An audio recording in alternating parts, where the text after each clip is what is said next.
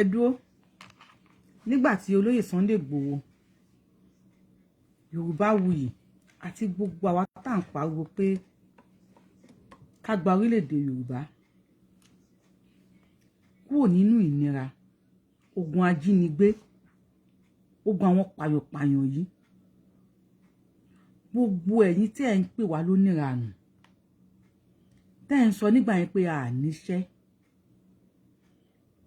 tẹ́ sọ pé aláìníṣẹ́ ni wá gbogbo yín dà lé ní ìbáyìí mo mọ kinní kan dájú tí èèyàn bá mú iṣẹ́ jẹ kò possible kí èèyàn kó mú iṣẹ́ jẹ kò easy tí ẹ bá mú àdúrà ilẹ̀ Yorùbá jẹ mo sure pé èpè ilẹ̀ Yorùbá kò lè fò yín dá nígbà tá à ń pariwo tí Sunday ọmọ Adéyẹmọ Ìgbòho ṣá ń pariwo tí Yorùbáwùyí ń fẹ́ fún gbogbo ẹ̀yin tẹ́ sọ pé a níṣẹ́ ẹ̀yin ìdálé ní ìbáyìí ibo lẹ́wà wọ́n ṣe wọ́n wá ń pa ọmọ Yorùbá lógúnlógún wọ́n ń pa ọmọ Yorùbá lọ́gbọ̀nlọ́gbọ̀n wọ́n tún ti yáwọ́ Ondo ó ní torí gbà tí mo post ẹ̀ mo rí ẹranko kan tó kọ sí comment section ó ní fake news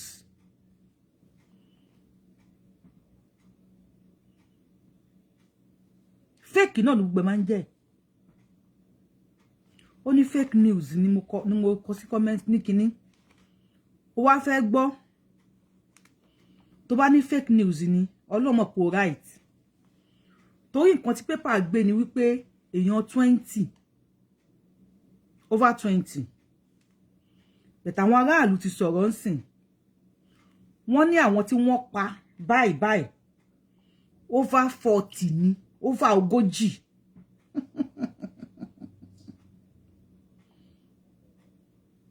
ó ṣàwò date ló yẹ kí n sáàkù date yẹn pẹ̀lú red mark yẹn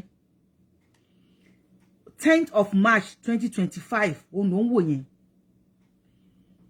time nìyẹn 5:19 p.m.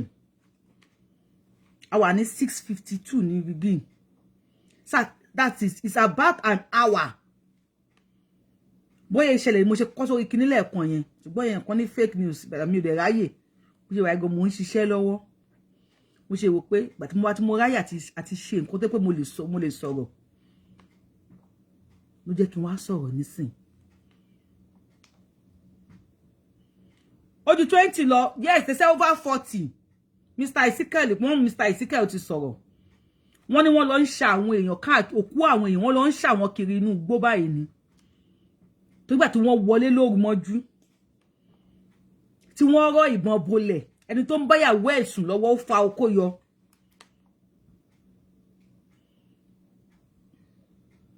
oh you think Tinubu will do anything they play or you think Ayédátiwa will do anything they play they are ready to sacrifice anybody for 2027 election yẹn they play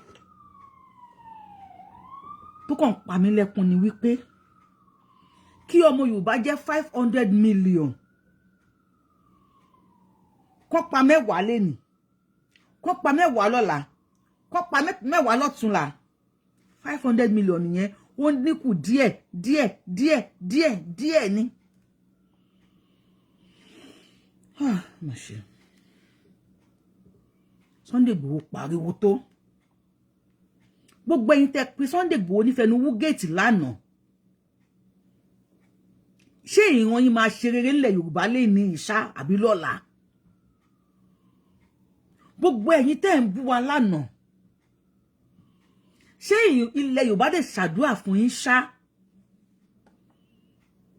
àwọn pípù ìyá kan dédé wọlé lóru wọ́n dẹ̀ pa anybody wọ́n dẹ̀ lọ kódà ìwọ tó ò bá mọ̀ wọ́n nítorí pé ti weekend yìí ó lágbára òun ló jẹ́ kí paper gbé wọ́n láti àti last week ni wọ́n ti wá pa wọ́n díẹ̀ weekend tán wá yìí náà wò pé káwọn ẹ̀kọ́ yanjú gbogbo wọn tán ó wá fẹ́ gbọ́ kì í ṣe ọ̀nà kan ni wọ́n lọ o ní Ondo 4 communities they were moving from one community to another community just like a community because mo fẹ́ ṣe nǹkan. They were moving from one community to another community. Wọ́n ní wọ́n yìnbọn for hours uninterrupted. Nobody come to the rescue of anybody. No soldier, no police, no anything. Uninterrupted. Wọ́n yìnbọn for hours. Tó máa wá kúrò ní community kan, wá tún lọ community míì. They raided 4 communities. Lóru mọ́jú.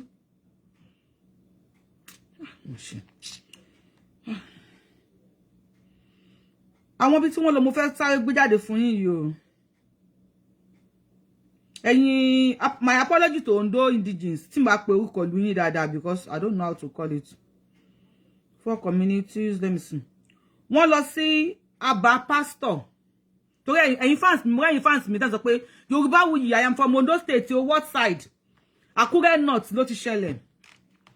Àwọn community tí wọ́n lọ wọ́n ní wọ́n pè bìkan ní Aba pastor wọ́n débẹ̀ bàtà kò dábàá pastor wọ́n lọ sí Aba Sunday nígbà tí wọ́n kò níbẹ̀ wọ́n lọ sí Adémẹ́kùn camp lẹ́yìn tí wọ́n kò níbẹ̀ wọ́n lọ sí Aba Alájìdò camp ní Ẹlẹ́fọ̀sán àbí Ẹlẹ́fọ̀sán. I am sorry if I am not pronouncing your ìlú dáadáa. So àwọn bí tí wọ́n ti lọ rédì ọmọ Yorùbá òun lẹ gbọ́ yẹn. So ìwọ wèrè tó ní fake news àti mọ̀ pé a ní pọ̀ tó báyìí ká má rí wèrè láàrin wa. Question tèmi tí mo kàn máa ń béèrè ni wípé ṣé dandan ni ká jọ wà pọ̀ ni? Is it a must? Yorùbá o àtàwọn people yìí o dandan ni ká jọ wà pọ̀. Àwọn olórí wa wọ́n rí nǹkan kan tí wọ́n fi ẹ̀mí ọmọ Yorùbá gbà. Tí wọ́n dẹ̀ ń dodo pé kò bá jẹ́ pé èèyàn méjì ló kú o. Kò jẹ́ pé èèyàn méjì ló kú lórí ilẹ̀ Yorùbá. Àwọn á ṣe ìjọba. Oh my God. Don't forget. Today's victims, àwọn tí wọ́n pa lẹ́ni, they were yesterday's survivors.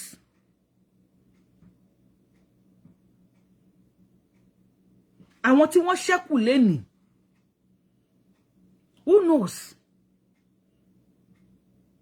Ta ló máa jẹ́ victims lọ́la?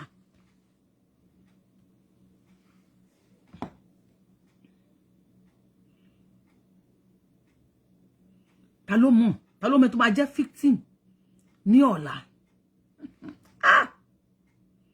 Máṣe. I don't know. I don't just know. Ó máa ní nǹkan tó máa ń ṣẹlẹ̀ tó máa ń gèjì èèyàn. Now, àwọn ọlọ́pàá ti lọ sílùú yẹn.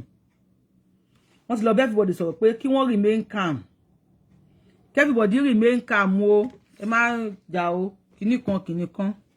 Everybody remain calm. Láti bí ọ̀sẹ̀ kan tí wọ́n ti ń pa wọ́n. Over one week. Ṣé ti wá rí pé gbogbo ẹni tó bá ti dìde láti jà fúnlẹ̀ Yorùbá. Gbogbo àwa tá ń sọ̀rọ̀ yìí. Má wo wèrè àwọn wèrè míì. Wọ́n ní ewé Facebook náà ṣe ń sọ̀rọ̀, ewé YouTube náà ṣe ń sọ̀rọ̀. Láti bá àwọn àṣetánì yìí jẹun. Ẹ mọ̀ pé síbí èèyàn máa gùn ni.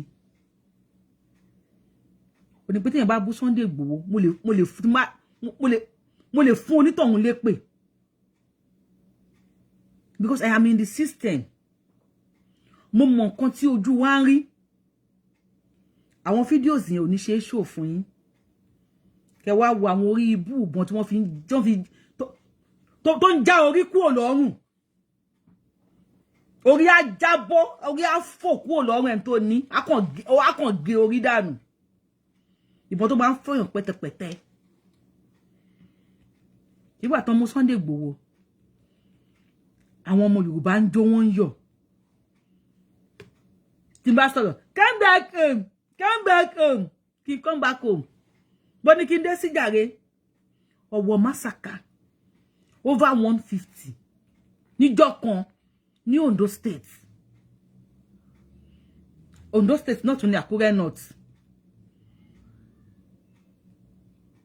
Wọ́n tún ti wọlé ńsìn, wọ́n tún ti pa àwọn èèyàn wa rẹpẹtẹ. Báyìí péjọ́ kìíní àná tí Sunday Igboho ń sọ̀rọ̀. Àtèmi, àtẹ̀yìn, adìde, agbárùkù ti pé ẹjẹ́ adádúró. Pípa yìí pọ̀. Bóyá kò bá má kan àwọn tó kàn lénìí. Wẹ́, àwọn òkú tó pọ́n ṣìrìṣà, àwọn tó náà ń ṣìrìṣà, bóyá 40. Wọ́n ní many are missing. Wọ́n ní many are still missing. Àwọn ọ̀kan wọ́n sì ń wá wọn. Ọkọ ìyàwó ọmọ sùn sínú ilé. Ẹnìkan wà kàn dé lóru. Á dẹ̀ dàbọn bolẹ̀ pápápápápápápápápápápá wọ́n dẹ̀ máa pa àwọn èèyàn lọ. Mo ju fídíò kan sórí page mi, sórí YouTube mi ní àárọ̀ 10th of March 2025.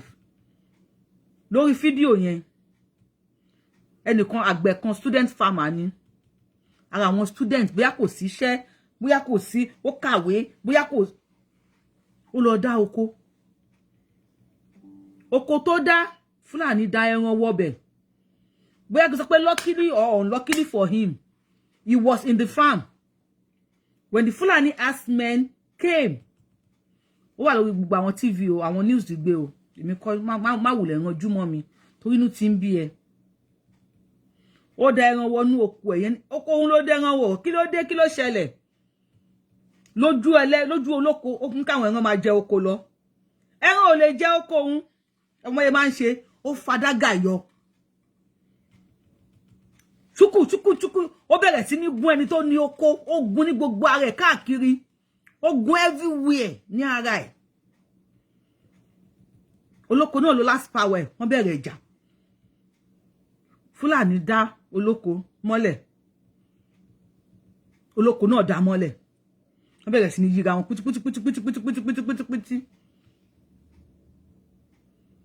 Last strength tó kù lọ́rùn olóko. Bẹ́gbà tí Fúlàní fẹ́ dù mọ́lẹ̀, òun náà lu agbára tó kù pé àwọn àyàjọ kú ni. Ó fa, ọlára ẹ̀gán ló ti fa ọ̀bẹ ẹ̀rùn dágà yẹn yọ. Kòságà yẹn sì wà lára ẹ̀gbà tó ń jà. Ẹ ti wo God bless Mr. Ramon. Wọ́n ló fa ọ̀bẹ yẹn yọ. Ó náà bá gún Fúlàní. Fúlàní bá kú. Ọlọ́pàá bá mẹ́ni tó lóko. Despite pé wọ́n ti rí gbogbo tó wà lára ẹ̀, gbogbo àpá tí Fúlàní ti gún kó tó dípò náà wá gún lẹ́yọ kan lọ́rùn. Wọ́n dẹ̀ rí pé dága Fúlàní ni. Wọ́n ní kán lọ yẹgi fún. Èmi kọ́ ni mo dá o, Supreme Court ló dájọ́ o. Wọ́n ní wọ́n ti sentence sí death by hanging. Wọ́n ní kán lọ yẹgi fún. International body gan ti dá sí ẹ̀wọ̀n ló wà láti jọ́ wo. Wọ́n ní kí ló dé? Wọ́n nígbà tí Fúlàní ń gún yẹn, ó yẹ kó sá ni. Ó yẹ kó sá ni, kò yẹ kó gún padà.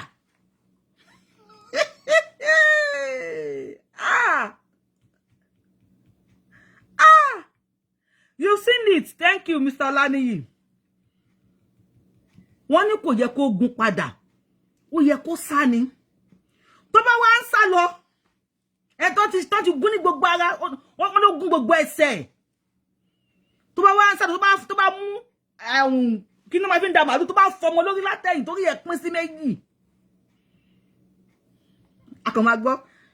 Àwọn kan máa sọ pé Fulani herdsmen versus farmers clash.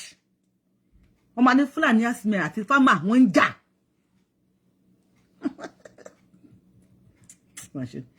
Àwa ní ká dá dúró. À pariwo ẹ mú Sunday Igboho ọ̀rọ̀ àánú máa yẹn máa ń ṣe mí ni. Mo máa ń kí àwọn ìyàwó ẹ̀ máa ń gbé òṣùbà fún wọn pé ìyàwó gidi ni wọ́n. Ọkọ jẹ́ pé wọ́n máa kò sóbìnrin tó máa ṣe wọ́n ti máa bá kọ wọn sọ pé ṣé ò ní jáwọ́. Máa yẹn ló wọn pé no going back ni. No Yorùbá nation no going back ni Yorùbá ẹ tún máa drag ẹ. Ẹ máa drag ẹ. Sunday Igboho kò kàwé, Sunday Igboho ọ̀kànlá, Igboho kìíní kan, Sunday Igboho èlé.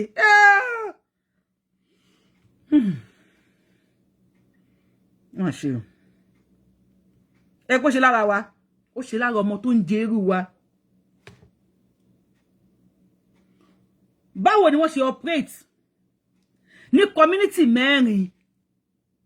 Community mẹ́rin, moving from one community to another community, 4 community. Wọ́n ní non-interrupted, wọ́n yìnbọn sporadically. No soldier or army or police, even majamaja àbí civil defense kan tó yọjú tó fi pa gbogbo àwọn tó pa community mẹ́rin l'Ondo state. Well, the mighty gbọ́ o. Paper committee on Adamawa ni. Wọ́n ní àwọn terrorists tí wọ́n lé ní Adamawa.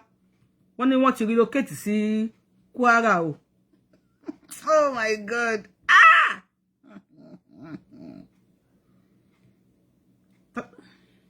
Who will speak on our behalf? Yoruba, please. I just want to know this answer to this question in the comment section. Please, who will speak on our behalf? Brother, what you want Benjo wo? I want to give press release. Wọ́n ní Fúlàní làwọn tó gbé àwọn. Ẹ mọ iye millions tó gbà. Bóyá owó yẹn náà lọ fi ra irinṣẹ́ fáwọn ti Ondo state báyìí.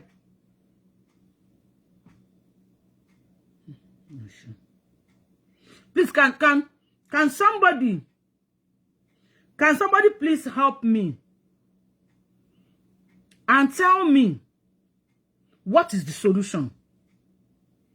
Because o ma ni bitin commande to ma suyan. O ma ni bitin commande to ma kon suyan.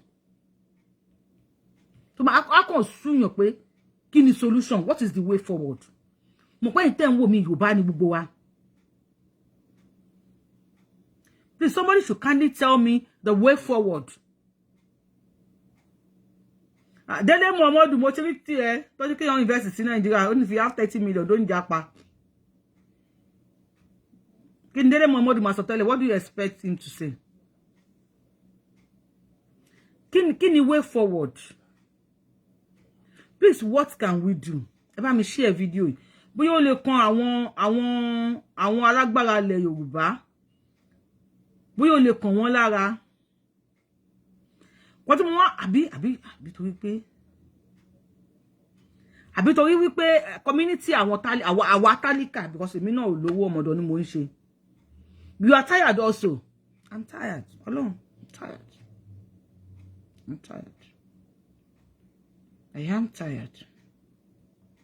Ondo Yorùbá sí Yorùbá during that election. Tó bá gbé bí wọ́n ṣe páyẹ bí a ṣe pariwo Yorùbá nation. Báyé pariwo Yorùbá nation. Kí àwọn tó ń pariwo politics kó máa pariwo politics lọ́dọ̀ tí wọ́n ní. Kó máa attack Sunday Igboho. Àyà àwọn olóṣèlú yẹn gan máa já. Azumi pé àwọn ṣe politics wọn lọ́tọ̀ pé Yorùbá politics lélẹ́yìí o, Yorùbá nation lélẹ́yìí o.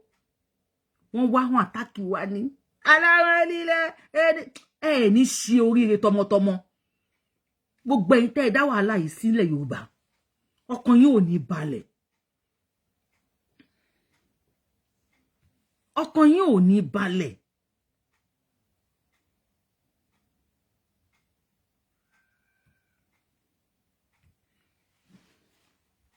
Sunday Igboho pariwo tó. Last month, lady kan nígbà tó gun Fúlàní wọ ìlú wọn, mo post ẹ̀. Inú gbolo bímọ sí, ó bímọ by force lọ́jọ́ yẹn. Ó bí ọmọ. Agbọ́mọ yẹn wá sórí kíní buyan ló gbé. Ó bí ọmọ by force. Nígbà tó wọlé, ó bẹ̀rẹ̀ sí ní pa everybody ya dànù. Inú gbó tán ya sí. Ìyá ẹ̀ ló ń sọ̀rọ̀ pé bóyá ọparun àbí kíni ìyá yẹn sọ pé òun fi gé ìwọ ọmọ ó bí ọmọ by force sínú gbó Lowo yẹn má ti wo fídíò yẹn mo sì tún lè tún wá ìyá yẹn gbọ́mọ ẹ̀dá obìnrin ni ọ̀nà wọnú gbogbo eré tó ti sá lónà ọmọ mú ìyá náà ọmọ mú ẹ̀kẹ́ ìyá yẹn ló gba ẹ̀bí ọmọ oníṣẹ́ ìyá gbẹ̀bí ìyá lóun ò gbẹ̀bí rí bẹ̀ kò sí option mọ́ ìyá láti dúró tọmọ ní wọn pẹ̀lú ọmọ yẹn láì ṣe kinní wọ́n wà nínú igbó fún 2 days nílẹ̀ Yorùbá nílẹ̀ bàbá wa lórí ilẹ̀ wa tàbá wa ń sọ̀rọ̀ ẹ̀yin amùṣùà ẹ̀yin afọ́fún gbé mu kan tí wọ́n ti fi ẹ̀sìn bá ayé yín jẹ́ ẹ̀yin torí yín ti sán. Okay, they use the video to protest. God bless you. ẹ̀yin torí yín ti sán. Inshallah. Islam, why are you attacking Islam? Why are you against Islam? Òpònú fara yí kọ́tà. You are against Islam. Ìgbà tí wọ́n wọ Aba Kinope, Ondo State, Akure North, báyìí. So wọ́n tó débẹ̀ wọ́n sọ pé ẹ̀yin aráàlú ó yẹ tó ṣé mùsùlùmí ni wọ́ ṣé kìrìsìtẹ́nì wo ni wọ́ ṣé oníṣàṣẹ ni wọ́ ọmọ kó mọ̀ye tó mọ̀ye ṣe nìyẹn gbogbo àwọn tí wọ́n pa yẹn sì wá 40 people wọ́n select wọn àbí wọ́n bi wọ́n pé ṣé mùsùlùmí ni wọ́ ṣé kìrìsìtẹ́nì ni wọ́ they will just come in and oh bá máa kírun lọ́wọ́ wọ́n á fìbọn fọ́ ẹkùn ẹ̀ dànù kò sí tó lè máa ṣe lọ́wọ́ tó bá bà ẹ́ ó máa já orí ẹ̀ kúrò lọ́rùn ẹ̀ ni. A ní kí àwọn ọmọ Yorùbá ká tọ̀ sójú kan kó ṣùkùṣùkù. Wọ́n fi ẹ̀sìn wọ́n fi dàárín wa rú. My dear, tálíkà nìkan ló máa ń jà fẹ́sìn. Kí ni mo sọ fún ẹ? Tálíkà nìkan ló máa ń jà fún ẹ̀sìn lọ́wọ́ àwọn tí wọ́n invent ẹni tó ṣe electricity ṣé Abdul Karim ló ń jẹ́ ṣé Joseph ló ń jẹ́ ó lè di tálíkà tó ti lose hope òun ò ní kò sá ayé ò wúlò fún un tabada ẹni fẹ́ lọ sádùjọ náà come on fẹ́ lọ sádùjọ náà àlùjọ náà wèrè wo ló ń lọ ó ti gbádùn ayé tán ná tálíkà tí ò ní hope fún ayé ló máa ń bèrè àlùjọ náà ẹni tó ṣe electricity ṣe àbùdù kìíní kan lórúkọ ẹ̀ even the Saudi Arabians wọ́n fẹ́ ṣe party níjọ́ wo ta ni wọ́n pè ẹ bá mi kọ sí comment section olórin wo náà pè láti Nigeria please put it in the comment section for me if you know let me see bóyá wà in vogue kíní táwọn Saudi Arabia ṣe ń jọ òkìtẹ̀ náà ṣe pàápàá mi tẹ̀ rántí nǹkan tó fẹ́ ṣe let me see wọ́n fẹ́ ṣe carnival olórin wo náà pè láti Nigeria mo fẹ́ wò ní comment section mo fẹ́ mọ̀ bóyá ẹ̀yin fans mi bóyá ẹ já sí ẹ bá ní fóònù méjì lọ́wọ́ sáré Google ẹ lórí Google kẹ́ wo olórin tí wọ́n pè ẹ lọ wo olórin tí wọ́n pè láti Nigeria Saudi Arabia ni mo ń bá ẹ sọ yìí o tá ń kó billions of naira lọ lójoojúmọ́ lọ́dọọdún tó fẹ́ ṣe carnival jọ wo olórin wo náà pè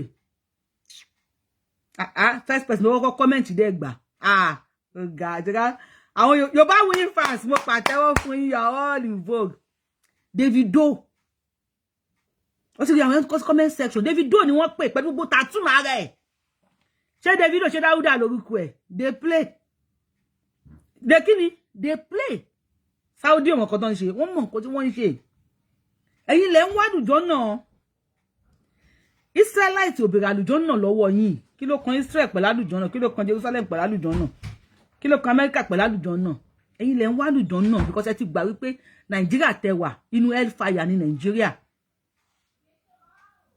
inú hellfire lẹ wà Nàìjíríà so ẹ ń seek fún àlùjọ náà àwọn tó dẹ̀ máa tètè rán yín lọ sálùjọ náà àwọn náà ti wà ńlẹ̀ I pity my land. I pity my land. Kí la fẹ́ ṣe? What is the next thing to do? kí la lè ṣe? Kí la lè ṣe? I can understand. Wọ́n ti fi ebi, wọ́n ti weaponize ebi sí many people lórí. Even ẹ̀yin tẹ́ ń wá gan, ẹ try tẹ́ ń wá because data 5 minutes mind up show yìí. Data, kò sí data. Data tí wọ́n, oúnjẹ wọ́n, kò sówó iṣẹ́. Àwọn tó máa dáko non pa yìí. Oh my God. But kí ló dé tí ìjọba, I'm just ẹni tó jà padà ní sí wọn ní kan lọ hang ẹ. That's by hanging. Ó dàbí ẹni pé mi ò gbọ́rú ẹ̀. Ó dàbí kọ́ mi ò gbọ́rú ẹ̀ rí ni. Mi ì gbọ́ rí. Èèyàn gún yàn káàkiri gbogbo ara ẹ̀. Ẹni náà wá fa kíní yọ, ó wá gún onítọ̀hún padà. Ẹ dẹ̀ rí ibi tó ti gún gbogbo ara ẹ̀. Láti 2021 náà ti fi sẹ́wọ̀n o. 2021 wọ́n ti wá dájú ẹ̀ ní sí wọn ní kán lọ pa by hanging. Oh my God. Mi ò gbọ́ rí. Ṣé kìí ṣe self defense nìyẹn ni? Ṣé kò ń ṣe self defense nìyẹn? Ó fẹ́ pa mí mo pa ẹ́. Ah. Ẹ wo tán. Èmi mọ̀ pé tí ẹ̀ ń bá mú ṣẹ́ jẹ, kò ní mú ṣẹ́ jẹ. Gbogbo ẹ̀yin tẹ́ ń da omi ilẹ̀ Yorùbá rú, one way or the other, either by ẹ̀sìn, either by politics, either by tẹ́ máa jẹ, tí ò jẹ́ kẹ́ rántí tẹ́ máa jẹ. Ẹ̀yin nìyẹn. Alálẹ̀ ilẹ̀ Yorùbá nìyẹn. Èmi ò ní rí jù báyìí lọ for now. Ire o, mo ń ṣiṣẹ́ lọ́wọ́, máa lọ bí iṣẹ́ lọ́la, máa lọ bí iṣẹ́ lálẹ́. Ọlọ́run aṣọ́pàdé wa. I love you guys. Bye bye. Ó dàbọ̀. Ẹ ṣeun.